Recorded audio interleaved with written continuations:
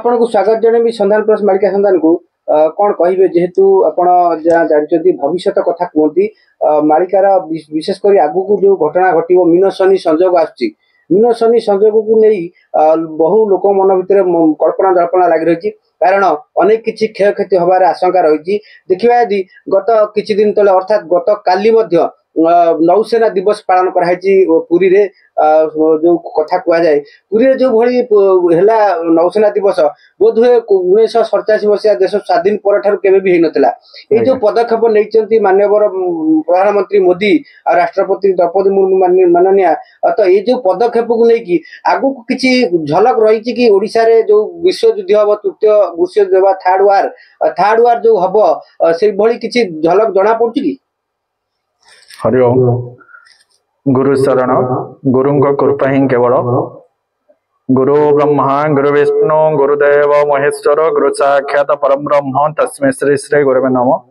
हरि ओम शांताकारं भुजगशयनं पद्मनाभं सुरेशं विश्वाधारं गगनसदृशं मेघावर्णं शुभम् लक्ष्मीकान्तं कमलनयनं जोगिर्विद्यां विष्णु भवहर सर्वलोकनाथ ओम नीलांचल निवासय नित्याय परमात्मने बलभद्र सुभद्राभ्यां जगन्नाथाय ते नमः। ओम त्रयंबकं यजामहे सुगंधिं पुष्टिवर्धनम् वारुकयोन्ननात्मुत्रमुखायमृते। जय जगन्नाथ जय गुरुदेव। गुरुंक कृपा नहेले कौनसी जिनिस हो पारेनी। गुरुंकर चरण तले प्रथम आम दंडवत जनाऊँ जय श्री गुरुदेव। जय गुरु श्री हरिहर दास पाद पद्म तले ए अधमर अनंत कोटि प्रणाम। माँ जोगमाया पाद तले अनंत कोटि प्रणाम। आपण आज जो कथाटी पचारे मीन शनि कथा आउ ए सबू संबंध तो आज की 500 वर्ष तलू महापुरुष माने सबू विवरणी बा वार्ता प्रदान करके जाइछंती। ए सब जिनस निश्चिंत सत्य रे परिप्रकाश हब। हमर ओडिशार महंत पंचसखा ए सब बाबद को आगरो ए सब जिनस सत्यर उन्मोचन हब बा सत्य परिप्रकाश हो बोली ओडिशार महंत पंचसखा तो संगे संगे आउ जो महापुरुष माने रहिले से निश्चिंत सब को परिप्रकाश करबा पई अछि समय समय जतबे आसीओ प्रभुंकर कोठ धन मुकुळा हब सेतबे ए सब सत्यर उन्मोचन हब बा सत्यर परिप्रकाश हब। आउ आपण जो मीन शनि कथा कहिले 2025 जो आसुची 25 रु मीन शनि संयोग रहुची सेतबे मीन राशि के शनि चलन करिवे आउ से जो चलन करिवे से दिनटी गुरुवार हेइथिबो आउ सेथिपई आगु को महा विपत्ति बेल भी आसुची। आउ विपत्ति बेल कहले कौन ना सतर्कर कथा आउ समय तो वर्तमान आसिकी पहुंची गलानी। धीरे धीरे धीरे धीरे मानव समाज अवगति को जाउची कहीं ना ये सब जिनस को से बुझी पारुनी कारण 84,000 लक्ष जन भ्रमण पर मनीष जन्म दुर्लभ जन्म कहीं आसीचे एठी हमर कर्तव्य कौन माँ गर्भरे रही मनीष कौन कथा देइथिला मर्त्य पड़ी धीरे धीरे धीरे धीरे सब कथा मानव भूली जाउची। आउ जेतेबेले तार लोभ मोह माया मद मत्सर्य षड़ इंद्र को जातन करके मनीष माँ गर्भरे देइथिबा कथा को भूली जाउची। कथा देइथिला माँ गर्भरे प्रभुंकर नाम संकीर्तन बा गुणगान प्रचार प्रसार करिवे किंतु धीरे धीरे धीरे धीरे से कुसंस्कार रे पड़िकी प्रभु को देइथिबा कथा को भूली जाउची। आपण जो मीन शनि कथा कहले ये मीन शनि केवल जो समयटी आसुची ये घड़ी संधिर मुहूर्त आज्ञा आ ये समय निश्चिंत किछिटा ओडिशा को विपत्ति पड़ो बा कौनसी प्रकार दुर्भिक्ष पड़ो बा ओडिशा रे कौनसी प्रकार एमिति नाना वित्पात देखा ये समयटा आसुची महासंधिर बेल आउ समग्र विश्ववासी को आम अवगत कर दौचु जे आपण माने निश्चिंत प्रभुंकर नाम संकीर्तन गुणगान प्रचार प्रसार करंतु।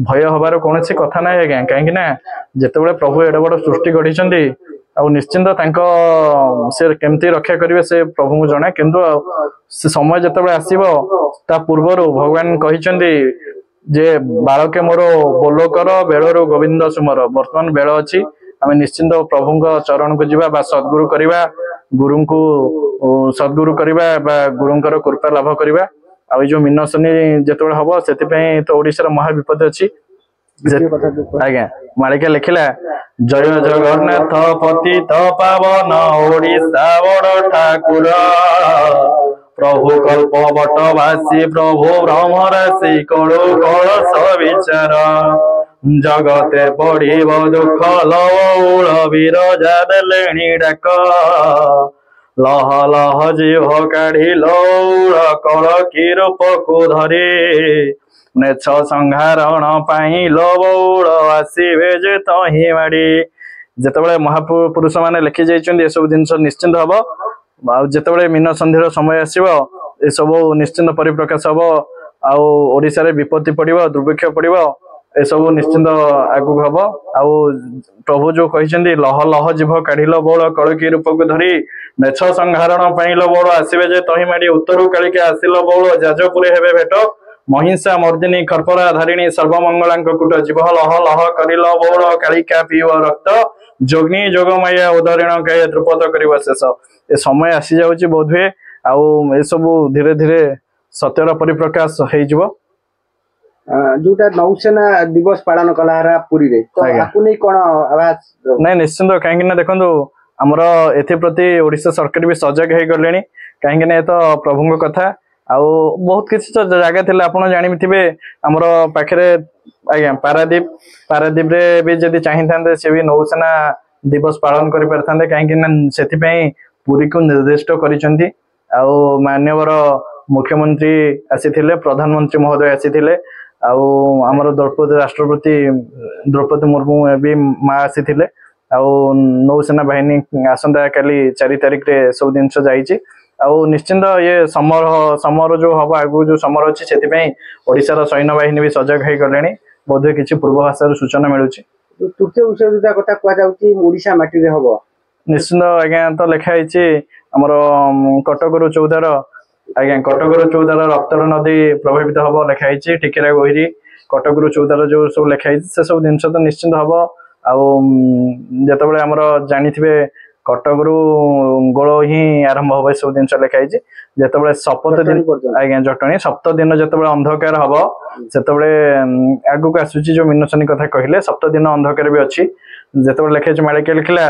7 दिन जाए अंधार बहु सूर्य न हुए देखा स्नान श्रृंगार जाए घरे बसीजे कहीं न करेंगे रक्षा हेला बेली मही उछुब हेलारे काटे दिन हरि भाव रस जी जानी सी कूल को बिहन आगु के समय भी आसूची आज्ञा आउ सप्त दिन जो अंधकार हम से आज्ञा से सप्त दिन अंधकार है बेलू सब जिन परिप्रकाश निश्चिंत आगू सब जिन हम आते सप्त दिन अंधकार हम से सप्त दिन अंधकार भितर प्रभु स्वयं जगन्नाथ नीलांचल छाड़ी प्रभु छतिया आसबार संक्षिप्त सूचना जो आपको कही से समय आसूची प्रभु जो लक्षे सुवर्ण माड़ धरिकी रुषिया सरकार रुषिया हूँ त्रिजटार वंशधर रुषिया सरकार जो लक्षे सुवर्ण माड़ धरिकी आसब प्रभु जगन्नाथ को जो भेटीदेव से समय घटना मान सब घटव रुषिया सरकार बा त्रिजटार वंशधर बर्तमान सजग हो सारे लक्षे सुवर्ण माड़ धरिकी जो आसिक पहुंचब से आमर प्रभु को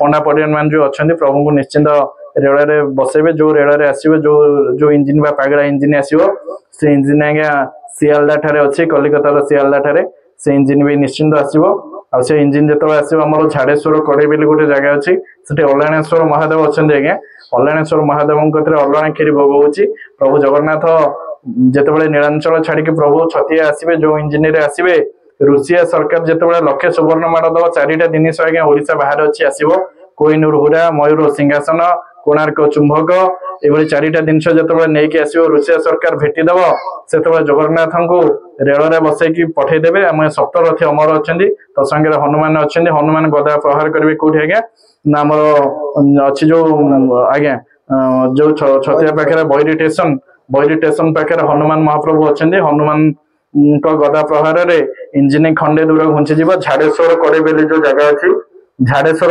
कड़े रे महाप्रभु 2.5 घंटा काल रहिबे आज्ञा निश्चिंत भक्त मैंने सब प्रभु संगे प्रभु को छतिया नहीं जीवे छतिया से कौन हम आज्ञा ନା ଛତିଆ ଶ୍ରୀକ୍ଷେତ୍ର ହେବ 13 ଦିନ କୈବଲ୍ୟ ହାଟ ବସିବ।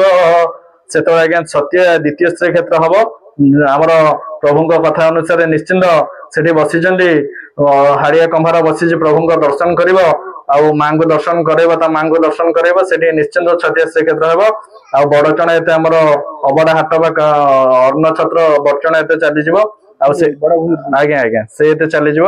ଆଉ ସେ ଯୋଉ ସମୟରେ କଣ ହବ ନା ଯୁଦ୍ଧ ହବ। ଆପଣ ଯୋଉ ମିନସନି କଥା କହିଲେ, କାଲି ଯୋଉ ପୂର୍ବରୁ ଯୋଉ ପ୍ରସ୍ତୁତ ହେଇଛି, ସେତେବେଳେ କଣ ହବ ନା ଆକାଶ ବଜ୍ର ଖସିବ ବଉଳ ଜାଳି ଦେବ ଭୂମଣ୍ଡଳ, ଜଗନ୍ନାଥଙ୍କର ରତ୍ନ ଚାନ୍ଦୁଆରେ ଲାଗିବ ତହିଁ ଅନଳ।